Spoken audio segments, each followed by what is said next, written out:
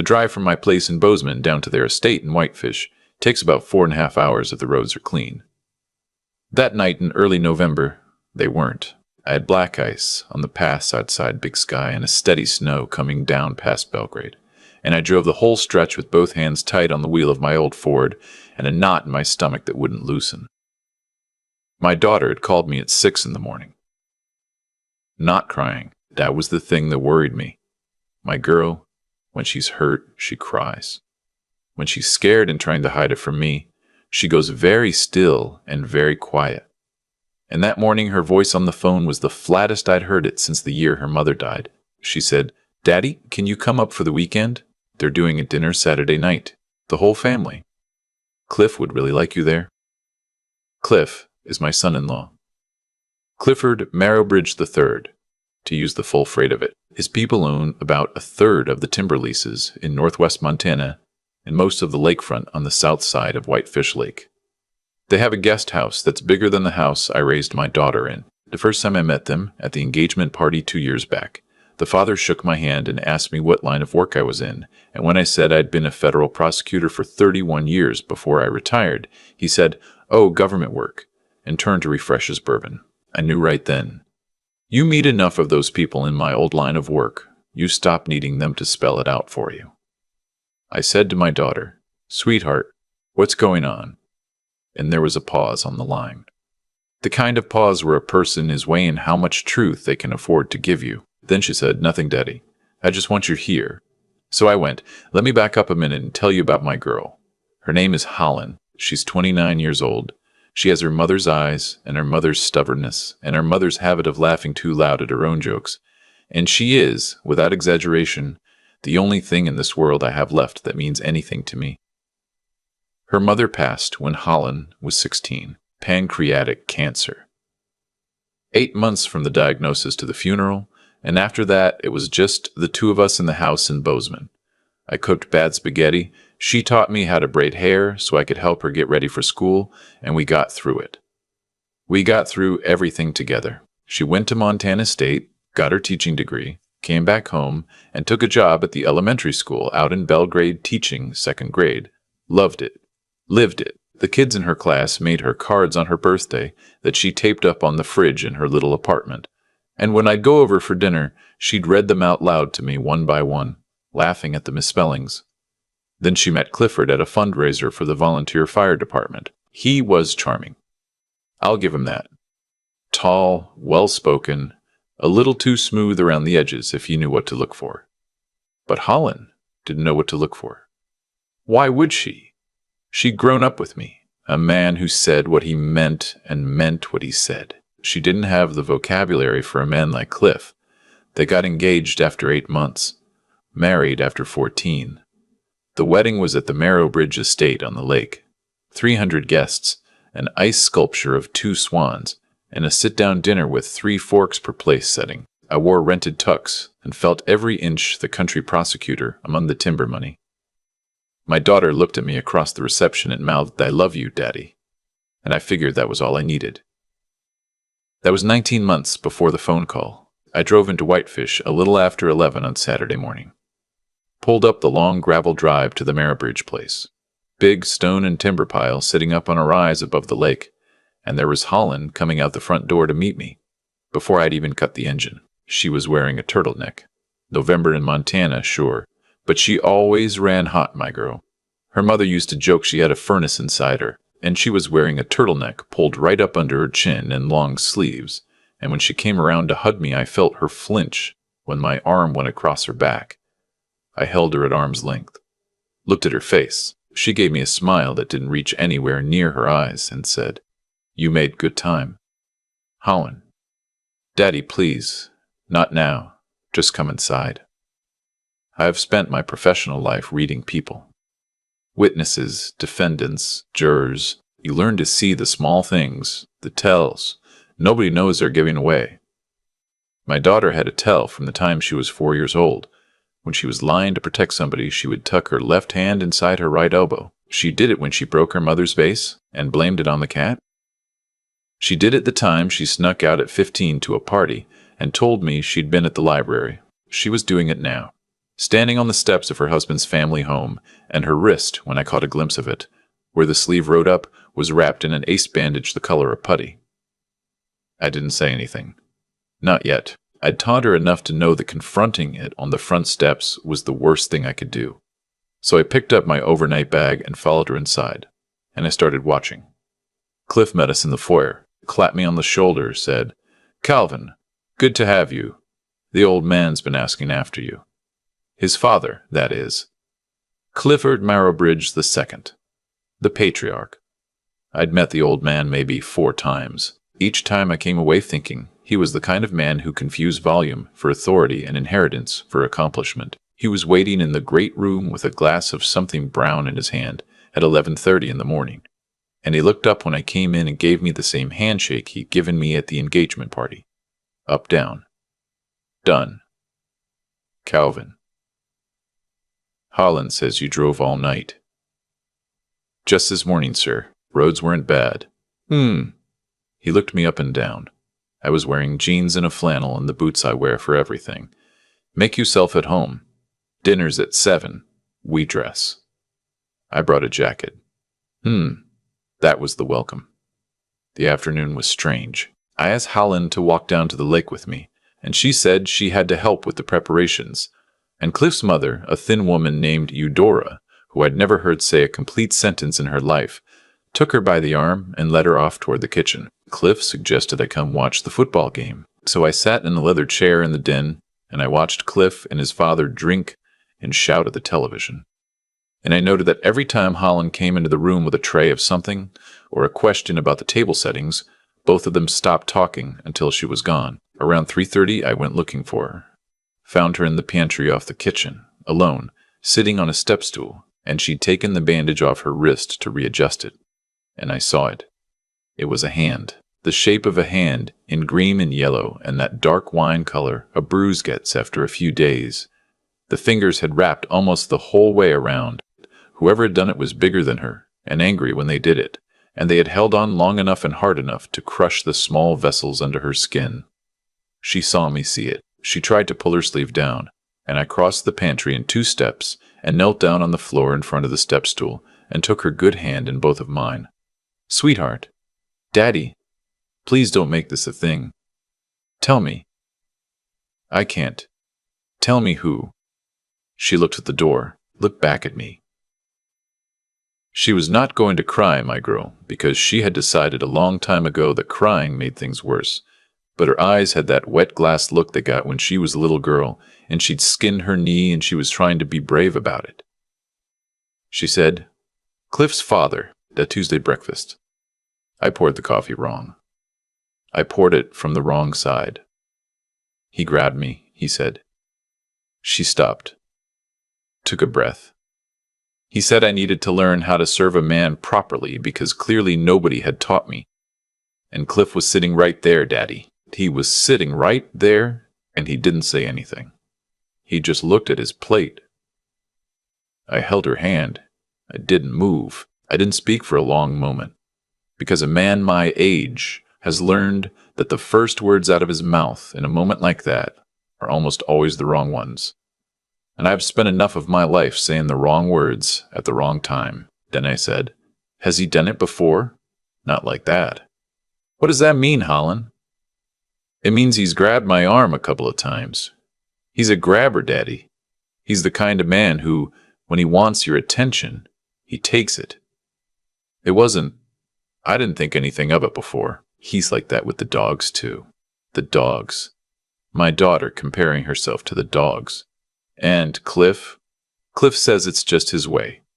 Cliff says, 'Daddy, please, I'm asking you. Please, I'm asking you. Please don't do anything tonight. Please, Cliff will be so embarrassed. They'll be so angry. Just get through dinner with me. Please, I'll figure it out. I just needed you here. I just needed someone here who knew I wasn't crazy.'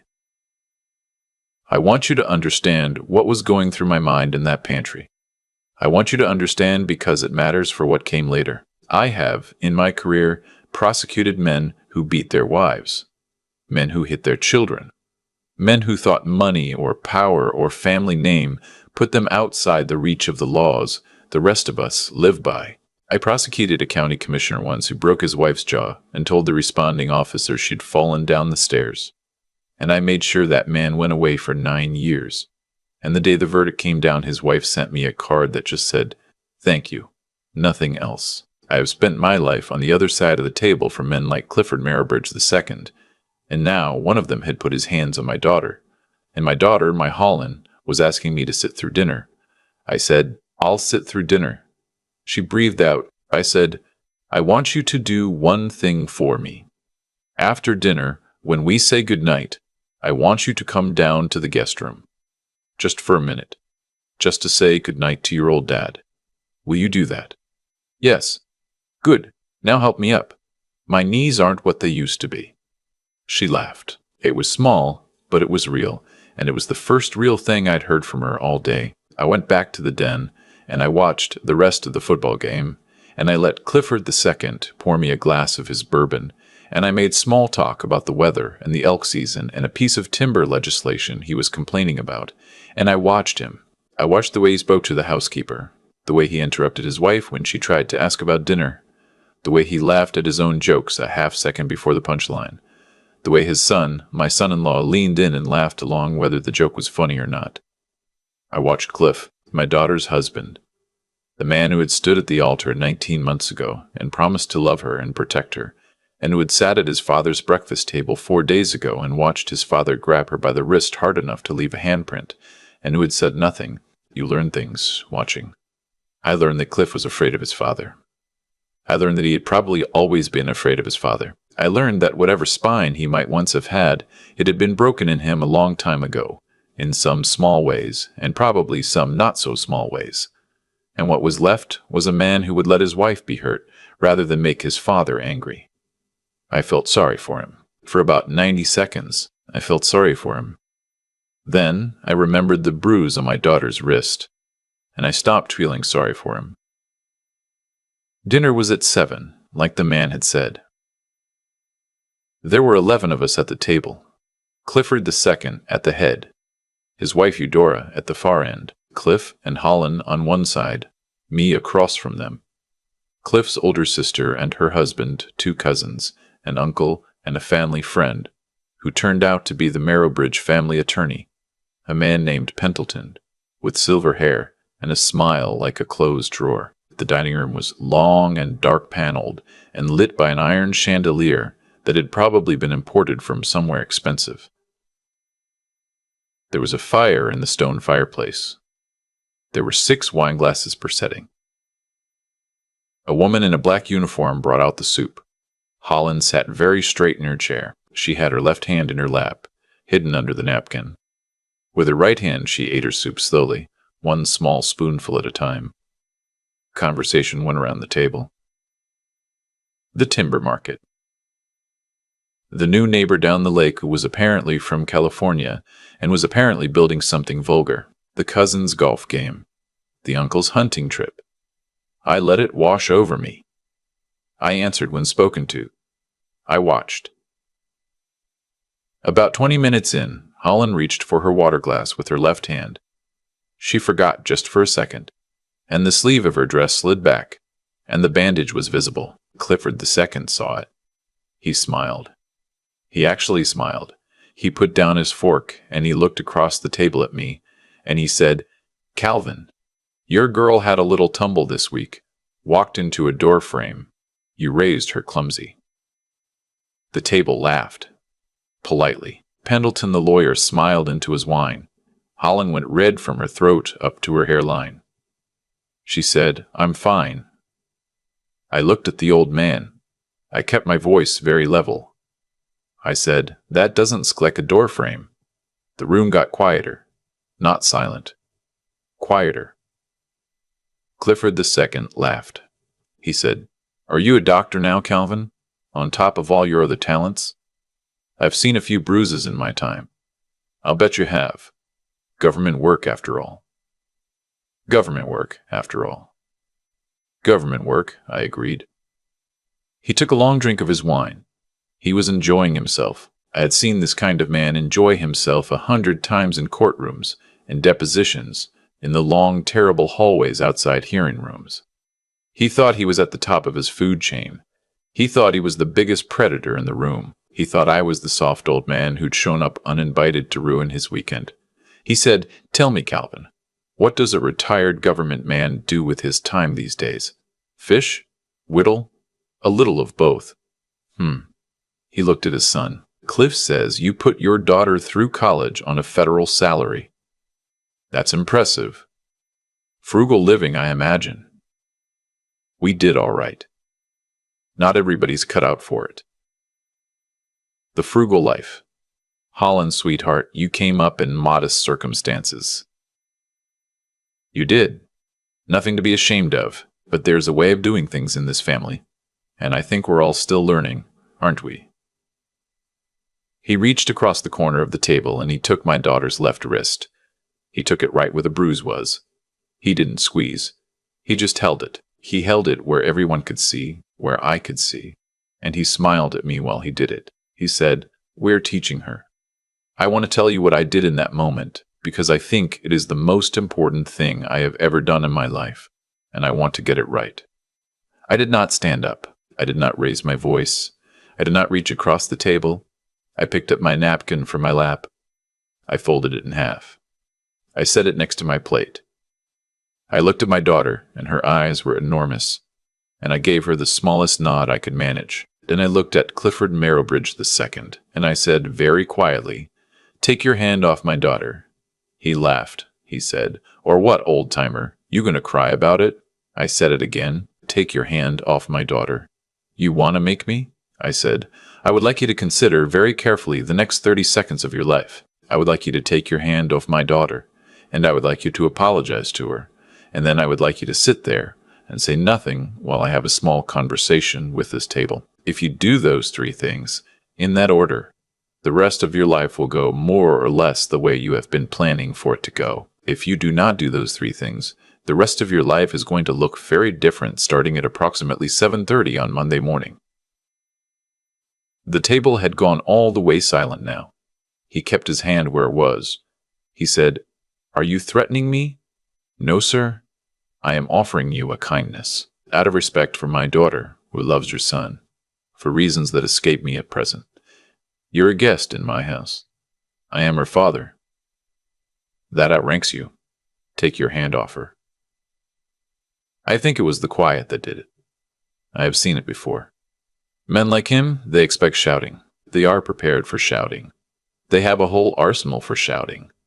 What they are not prepared for is the man across the table who has already decided, in some quiet place where the decisions get made, that he is not going to shout.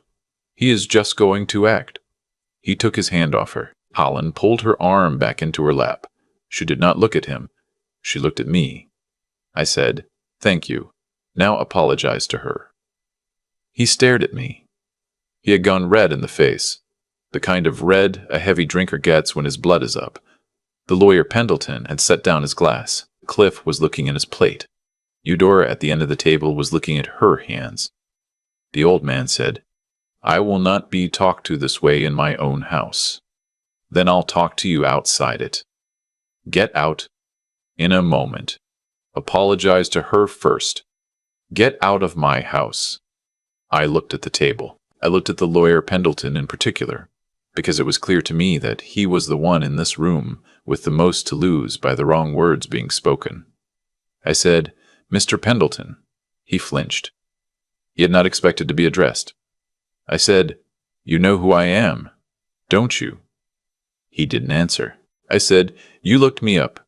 The day Holland and Cliff got engaged, somebody at this table had me looked up. And I'm guessing it was you, because that's what family lawyers do. So you know." "Calvin, you know that I was a federal prosecutor in the District of Montana for 31 years. You know I was the deputy chief of the criminal division for the last 12. You know who I worked with, and you know who I still know. You want to tell the table, or do you want me to?"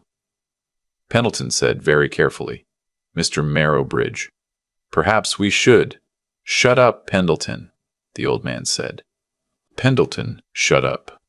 I said, "Here is what is going to happen. I am going to leave this table. I am going to take my daughter with me. She is going to pack a bag, and she is going to come home with me to Bozeman tonight, and she is going to stay with me for as long as she needs to stay. While she is doing that, I am going to make one phone call. Just one. To a man I trained 22 years ago, who is now the United States Attorney for this district. I'm going to tell him about a conversation I once had with a colleague of mine in the criminal division about certain irregularities in the timber lease bidding on federal land in the Flathead National Forest, going back to 2009. Irregularities that were not, at the time, pursued because the witness we needed got cold feet, and there were budget priorities, and the file was quietly closed. But the file exists. The file still exists, gentlemen. Files don't go away, and I am going to suggest to the United States Attorney that the file might benefit from a fresh set of eyes. Clifford II had gone from red to white. The shift took about 4 seconds. I watched it happen. He said, "You don't have anything." I don't need to have anything. I need to make a phone call. The phone call is the thing. After the phone call, other people will have things. That's how it works. You know that. You've always known that. That's why you keep Mr. Pendleton on retainer. I stood up. I picked up my napkin and folded it again and laid it on the table. I said, "Holland, sweetheart, get your coat." She stood up. She didn't say anything to anyone. She walked around the table to me, and I put my arm around her shoulders, and I felt her shaking, and I held her steady. Cliff said, "Holland, wait." She didn't turn around. He said, "Holland, please, please don't." She stopped at the door of the dining room. She turned. She looked at her husband, and I will tell you, in that moment, my daughter looked exactly like her mother, and her mother could level a man with a look. She said, "Cliff, he grabbed me, and you sat there. You sat there, and you ate your eggs." He didn't have anything to say to that. There wasn't anything to say to that. We walked out of the dining room. We walked up the wide oak staircase to the bedroom that had been hers and Cliff's. She packed a bag, mostly with shaking hands, and I helped her with the things she couldn't quite manage on account of the wrist. I went around the room and made sure she had what she needed. Her teaching plans for Monday. Her grandmother's ring, which she'd left in a small dish on the dresser. A photograph of her mother that she kept in the drawer of the nightstand. At the bottom of the stairs, the lawyer Pendleton was waiting. He said very softly, "Mr. Hollister, a word." I walked Holland out to the truck first. Got her settled in the passenger seat with the heater running. Then I came back to the front porch where Pendleton was standing in the cold without a coat. He said, "Was it true? About the file?" I looked at him. I said, "Mr. Pendleton, I'm about to give you a piece of advice, and I'm going to give it to you for free, because nobody gave it to me when I was your age, and I wish they had. The advice is this. There are some men whose money you should not take. Walk away from this family. Walk away tonight, by Tuesday afternoon at the latest. I am not going to tell you what's going to happen on Monday morning. But I am going to tell you that whatever it is, you do not want to be the lawyer of record when it does." He was quiet a long time. He said, "The bruise. Yes. There have been others." I closed my eyes. I opened them. I said, "Then you have known for longer than I have, sir, and you have done nothing. And that is between you and your conscience. But you can start doing something now. Tonight. Walk away." He nodded. I got in the truck. We drove off the Marebridge property at 8:40 in the evening, and Holland cried for the first hour, and I let her. And I didn't say anything because there wasn't anything to say. Outside Kalispell, I pulled into a gas station and got her a coffee and a package of those little powdered donuts she's loved since she was 6 years old, and she laughed a little when I handed them to her, and that was the second real laugh I'd heard from her that day. We got home to Bozeman a little after 1 in the morning. I put her in her old bedroom. The sheets were the same ones from when she was in high school. She fell asleep almost immediately. I sat on the edge of her bed for a while and watched her sleep, the way I used to when she was small and sick. Then I went out to the kitchen and I made the phone call. It was a Sunday morning by then. I called the man I had trained 22 years before, who is now the United States Attorney for the District of Montana, and I apologized for waking him, and I told him I wanted to talk about an old file. I told him about the timber leases. I told him about a witness I had once interviewed who lived in Whitefish and who had, 8 years ago, told me a story I had not been able to corroborate at the time, but had never quite been able to forget. I told him I thought it was time to go talk to that witness again. He listened. When I was done, he said, "Calvin, are you all right?" I said, "My daughter's all right. I'll be all right when she is." He said, "Send me what you have on Monday." I sent him what you have on Monday. I sent him what I had on Monday. The grand jury convened 91 days later. Clifford Marrowbridge II was indicted on 17 counts, ranging from bid rigging on federal lands to wire fraud to obstruction of justice. The federal lawyer Pendleton had walked away by then, which I had heard through the grapevine, and the lawyer they hired to replace him cost 3 times as much and was half as effective. The trial took 6 weeks. The old man got 11 years in a federal facility outside Sheridan, Wyoming. He's there now. He'll be there until he's an actual old-timer, the kind he had pretended to see in me. His son. My former son-in-law. Cliff. Cliff was not indicted. He was not a target. The U.S. Attorney's Office made the decision early that he had not been substantially involved in the timber matters, and I did not push. That was not my call to make. But I did make a different call. I called a friend of mine on the Montana State Bar, and I told him a story about a man in Whitefish who had watched his wife be assaulted at the breakfast table and had said nothing, and I said I thought the bar might want to look into Mr. Sars, Marrowbridge's character and fitness, given that he was a licensed financial advisor with fiduciary responsibilities. The bar opened an inquiry. It is still open. Holland filed for divorce 11 days after we drove off the property. The Marrowbridges fought it. She won everything. The ring, which had been in his family. The wedding gifts, which she sent back, every one of them. She didn't ask for $1. She just asked to be free. And she got free. She stayed with me for 4 months. We cooked bad spaghetti together. She started teaching again at her school in Belgrade in January. The kids in her 2nd grade class made her cards welcoming her back, and I helped her tape them up on the fridge of the apartment she moved into in February, a little place not far from mine. The bruise on her wrist faded. It took about 3 weeks. The other things took longer. Some of them are still taking time. But she sleeps through the night now. She laughs at her own jokes again. She has started seeing a young man, a high school history teacher, who came over for dinner last Sunday and shook my hand and looked me in the eye when he did it and asked me what I had done before retirement, and when I told him, he said, "That sounds like meaningful work, sir." And I thought, all right, we will see. But all right, I want to tell you something before I close this out. I have spent a lot of my life thinking about what makes a man.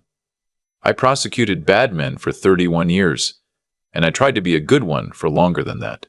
And if I have learned anything, it is this. A man is not what he says about himself.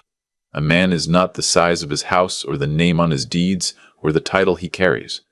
A man is what he does in the room when somebody he loves is being hurt. That is the whole of it. Everything else is decoration. Clifford Marrowbridge II sat at the head of his table, and he laid his hand on my daughter's wrist where the bruise was, and he smiled at me while he did it, and he believed all the way down that he had the bigger life. He believed that his money and his name and his timber leases made him the man at the table. He was wrong. The man at the table is the one who stands up when a child is hurt. It does not matter if he stands up loud or quiet. It does not matter if he is a prosecutor or a plumber. It matters that he stands up. I want to tell every father watching this, and every grandfather, and every uncle, and every brother, and every man who has ever loved a girl and been afraid for her, you stand up. When the time comes, and the time will come, because it always does, you stand up. You do not need a federal file in your back pocket. You do not need money or a name or a title. You need the willingness to put your napkin on the table and look the man in the eye and tell him to take his hand off your child. That is all you need. The rest is just paperwork. Holland called me last night. She said the history teacher is going to ask her to dinner on Friday, somewhere fancy, and she wanted to know if I'd help her pick out a dress. I said I would. I am the worst dress picker in the state of Montana, but I am her father, and she asked, and so I will go. I will tell you how it turns out. If you have a story like mine, and you've held it in for too long because you thought nobody wanted to hear it, leave it down below. I read them all. Everyone. To listen to the next story, click the video on your screen. Take care of your daughters, gentlemen. They are watching to see what kind of man you are. They have always been watching. I sat at my kitchen table the morning after we drove home from Whitefish, watching my daughter sleep in her old bedroom down the hall, and I thought about cause and effect. 31 years of prosecuting men taught me one thing above all else. Every cruelty a man commits is a debt. He may not pay it on Tuesday. He may not pay it on the Tuesday after that. But the ledger keeps itself, and the bill comes due. Clifford Marybridge believed his money had bought him a different ledger. He believed his name and his timber leases and his long oak dining table made him exempt from the simple arithmetic the rest of us live by. So when he laid his hand on my Holland's wrist at his own table and smiled at me while he did it, he was not committing a single act of cruelty. He was making a withdrawal from an account he had been emptying for years. The handprint on my daughter's wrist was just the receipt that finally reached the right desk. I have thought a lot about what I want to leave behind for the young men who might be watching this. Not money. I don't have much of that, and what I have is going to my girl. What I want to leave is 3 things, and they are the 3 things I tried to live by, even when I fell short, which was often. The first is decency, not the soft kind that says nothing when something needs to be said. The hard kind, the kind that puts a napkin on the table and looks a bigger man in the eye and refuses to be quiet while a child gets hurt. Decency is not a feeling. It is an action you take when the action is going to cost you something. The second is sense, the kind that tells you, when you are angry, to slow down, to watch, to gather what you need before you move. I did not stand up the moment I saw the bruise in the pantry. I sat through dinner. I let him show me who he was in front of witnesses. That was not weakness. That was patience, which is just intelligence wearing work clothes. The third is grit. The willingness to drive 4.5 hours through black ice because your daughter's voice on the phone sounded wrong. The willingness to make the call you have been hoping you would never have to make. The willingness to sit on the edge of her bed at 1 a.m. and stay there until she falls asleep, even though your back is killing you and the world has gone sideways. A man who has those 3 things does not need to be the loudest at the table. He does not need the biggest house or the longest deed or the family name carved into stone. He needs to be the one who stands up. Everything I did that night, every piece of it, came from the man my own father tried to raise me to be. I tried to pass that on to Holland. I hope when my time comes, she passes it on too. The ledger keeps itself. We just have to keep our own pages clean.